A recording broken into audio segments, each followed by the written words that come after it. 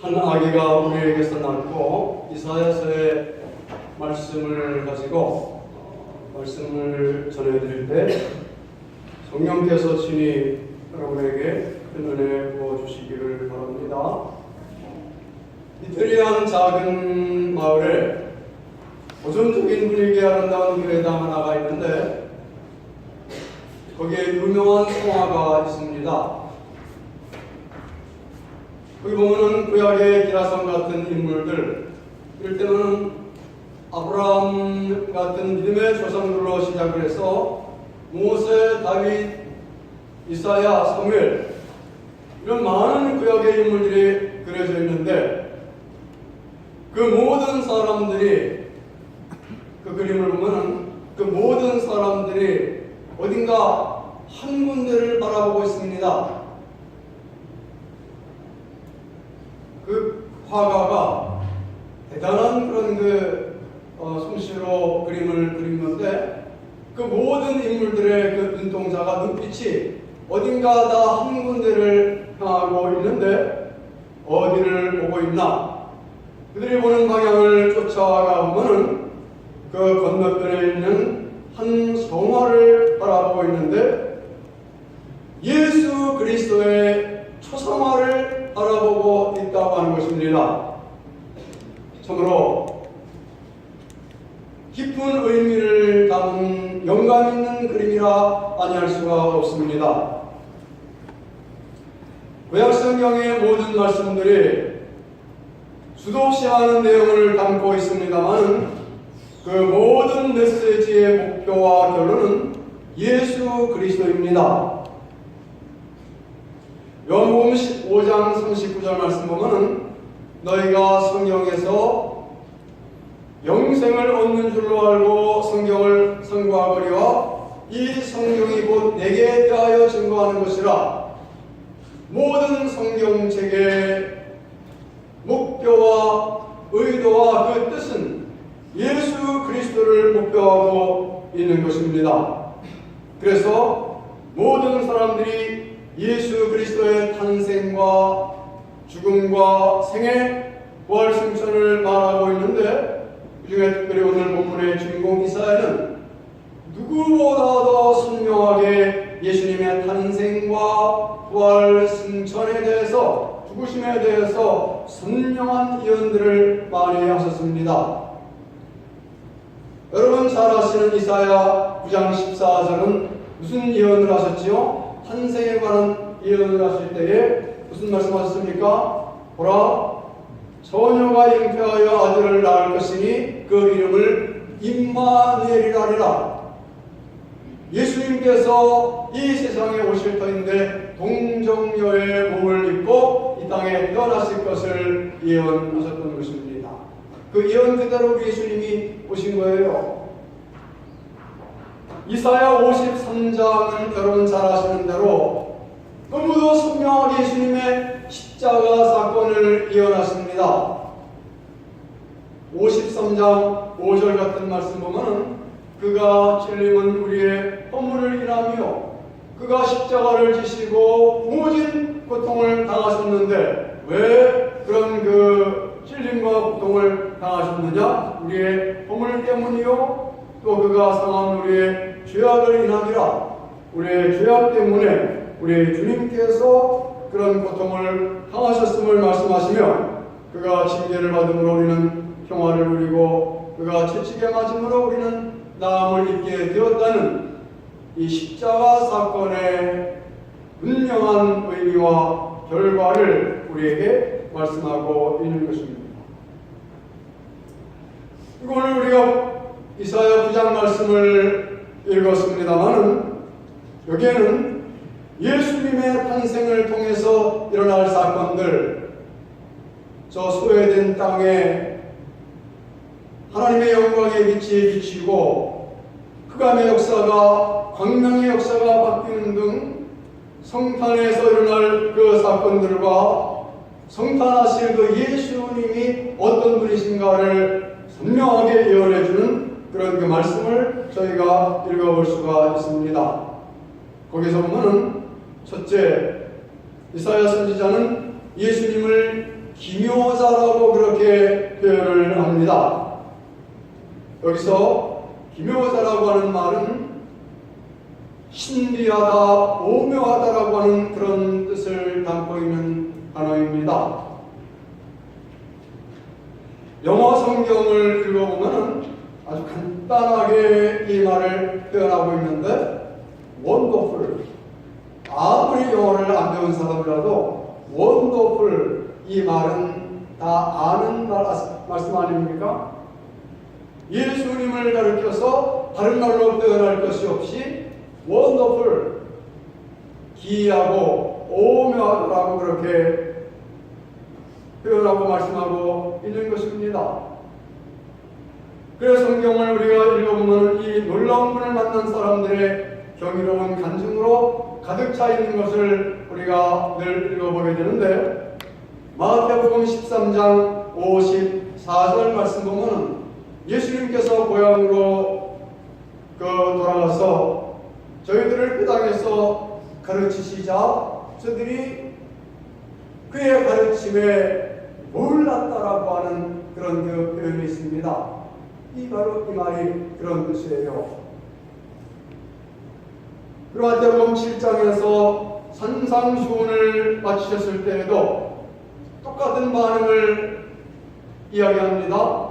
그 모든 가르치심의 놀람에 산상수훈의 그 가르침과 그 말씀들이 얼마나 오묘하고 신비롭고 은혜스럽습니까?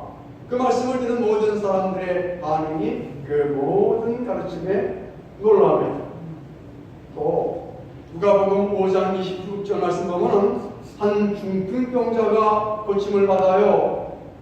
그 고침받는 그 광경을 보면서 사람들이 다 놀라며 하나님께 영광을 돌리며 말하기를 오늘날 우리가 기이한 일을 보았다, 그렇게 예수님을 칭송하며 말하고 있는 것입니다. 우리가 그리스도를 다 이해할 수가 없습니다. 그의 놀라우신 역사와 그의 신비로운 능력을 다 표현할 수가 없습니다. 그리스도의 동정녀 탄생을 어떻게 다 말할 수가 있으며 십자가에 나타난 하나님의 사랑을 어떻게 우리가 다 설명할 수가 있겠습니까? 놀라운 일입니다. 그래서 그의 이름을 기묘자라 말씀하고 있는 것입니다. 두 번째, 모사라고 말씀을 하십니다. 그의 이름은 기묘자라, 모사라. 모사라고 하는 단어를 쓰면은 얼핏 떠오르는 말이 모사꾼. 그래서 조금 분위기가 어감이 좀 그렇습니다만, 모사라고 하는 말의 그 성경적인 근본 뜻은 무엇이냐면은 무슨 일을 잘 의논해서 옳게 지도해 주시는 분, 누가 와서 무엇을 묻고 질문하고 의논하고 상담을 요청할 때에 그것을 옳게 온전하게 지도해 주시는 분, 그런 뜻을 이 말씀이 담고 있는 겁니다. 영어 성경에는 뭐라고 되어 있냐면은 아까는 뭐라고 되어 있냐면 기묘자는 wonderful, 그 다음에 여기 이 모사는 counselor. 간단하죠? 아주 이해하기 쉽게 그걸 counselor라고 표현되어 있는 것입니다. 그렇습니다. 우리 사는 인생 교회는 갈래길이 많고 어려운 일들이 많이 발생합니다. 그래서 갈 바를 알지 못하고 당황하며 낙심하며 방황할 때가 얼마나 많은지 모릅니다. 그런데 이때 우리가 상담하고 그 변호사라고 하는 사람이 어쩔 수 없이 소중할 수밖에 없는 것이 법률적인 문제를 만났을 때에는 그분들의 도움이 아니고는 해결이 되지 않는 거예요. 이처럼 기가 막힌 일들을 만나게 되었을 때에 우리가 찾아가서 아무런 그런 그 보상도 없이 그렇게 분이 있다라고 하면 이게 얼마나 고맙고 감사한 일이 되겠습니까? 그런데 어느 날 주님께서 말씀하셨습니다. 요한복음 15장 15절에서 이제부터는 너희를 종이라 하지 아니하리니 너희는 나의 친구라. 예수님이 친히 당신을 우리의 친구라고 말씀하신 것입니다. 여러분, 인간관계의 최고봉은 친구가 되는 것입니다. 부부도 올해 해로 하면은 가장 좋은 친구가 되는 것입니다. 가장 이상적인 부부는 가장 좋은 친구가 되는 거예요. 그만한 친구가 세상에 어디 있습니까? 그런 의미에서 예수님이 우리의 친구라 말씀하시면 놀라운 은총이 아닐 수가 없는 것입니다. 심지어 그분은 우리의 죄짐까지도 맡아주신 우리를 상담하시고 그래서 우리를 좋은 길로 온전한 길로 인도하시는 것은 말할 것도 없지만은 뭐예요? 죄짐 맡은 우리 구주, 죄짐까지 맡아주신 완전한 친구가 되신 것입니다. 그래서 우리가 어려울 때, 우리가 문제가 생겼을 때, 우리가 힘들 때 겸손히 그 앞에 나와서 그의 인도하심과 도우심을 구할 수 있다고 하면 주님은 선함과 지혜와 은총으로 우리의 길을 인도해 주실 것입니다. 이것이 우리 믿음의 사람들의 자랑이고 능력이고 커다란 축복인 것입니다.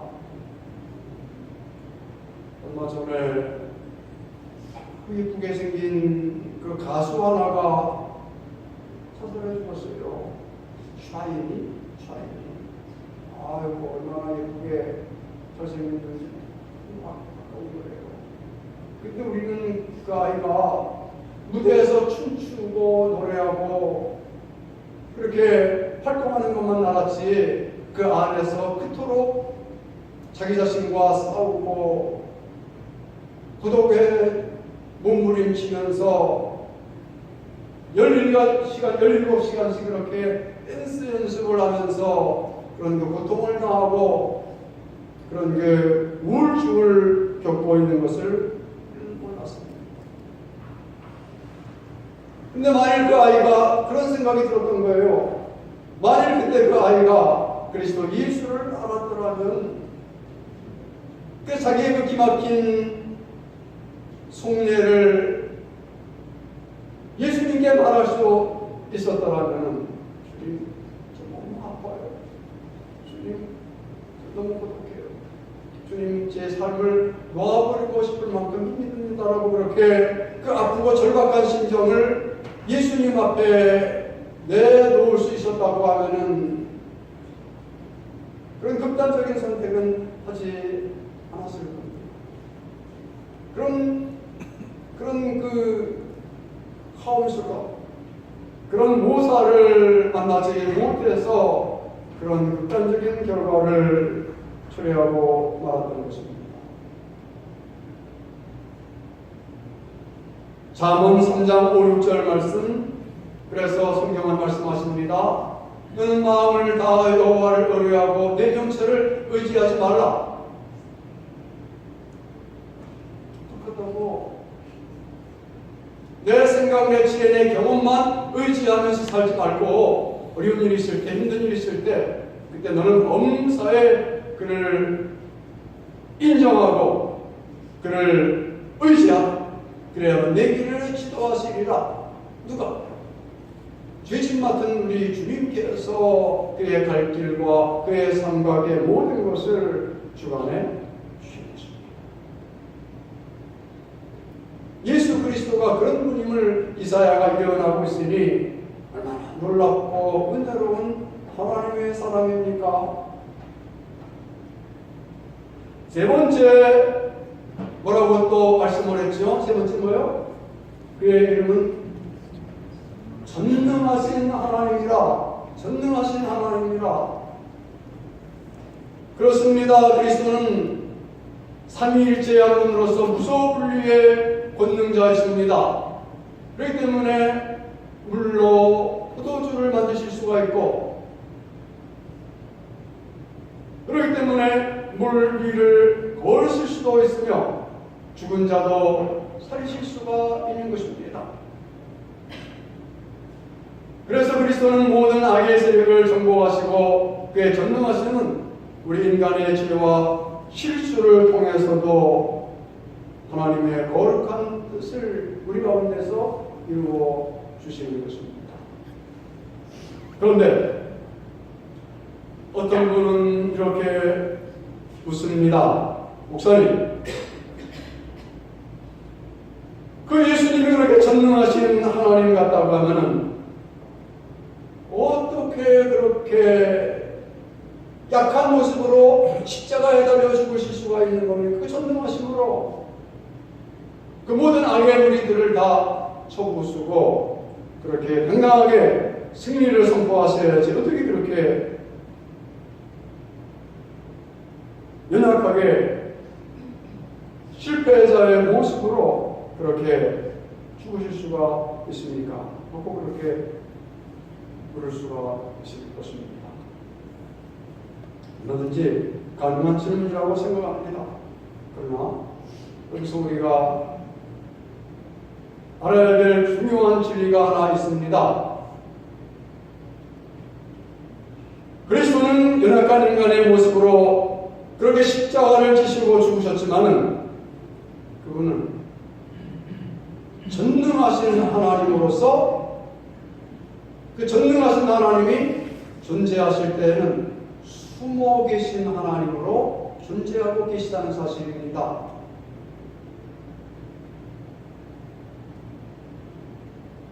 조금 말이 어렵습니까? 쉬운 예를 들어서 전능하신 하나님, 우리 예수님은 십자가 속에 숨어 계십니다. 그래서 믿음의 눈이 아니고는 저 십자가를 이해할 수가 없어요. 그 믿음의 눈으로 보아야만 십자가에서 전능하신 하나님의 역사를 행하신 것을 알 수가 있는 것입니다. 전능하신 하나님은 또 어디에 계시느냐? 우리가 성찬식을 할 때 먹고 마시는 떡과 포도주 속에 숨어 계십니다. 그 속에 숨어 계셔서 우리에게 영생하는 양식이 되어주시고 우리로 하여금 영원한 생명을 얻게 하시고, 영원한 생명을 누가 주실 수 있는 거예요? 전능하신 하나님만 주실 수 있는 것인데 그 떡과 포도주 속에 숨어 계셔서 그런 역사를 끝나시는 것입니다. 뿐만 아닙니다.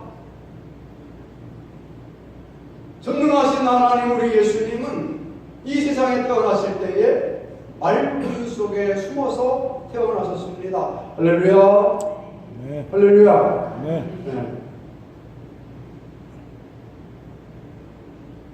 아니 전능하신 하나님이 좀 우리 위한 왕궁에서 태어나실 것이지 어떻게 그런 데서 태어났습니까? 그럼 하나님을 알 수 없습니다. 이사야가 뭐라 말씀하셨는지 아십니까? 이사야 45장 15절에 구원자 이스라엘의 하나님이여 진실로 주는 스스로 숨어 계시는 하나님이십니다. 진실로 주는 스스로 숨어 계시는 하나님이십니다. 깊은 믿음이 아니고는 그 숨어 계신 하나님을 볼 수 없는 거예요. 그것을 본 사람들이 누구냐? 목자들이 그 숨어 계신 하나님을 보는 눈이 있었습니다. 그래서 그 앞에 예물을 드리고 그리고 경배 찬양하며 돌아가며 하나님께 영광을 돌려드리고 그를 전파했던 것입니다. 전능하신 하나님 어디 계십니까? 눈이 열려서 그분을 보고 그 전능하신 하나님을 믿고 섬기는 가운데 여러분의 삶과 믿음 속에 영광과 축복이 넘쳐나시기를 예수님의 이름으로 축원합니다. 네. 네 번째는 어떤 분이라? 영존하시는 아버지라. 예수 그리스도는 어제나 오늘이나 동일하십니다.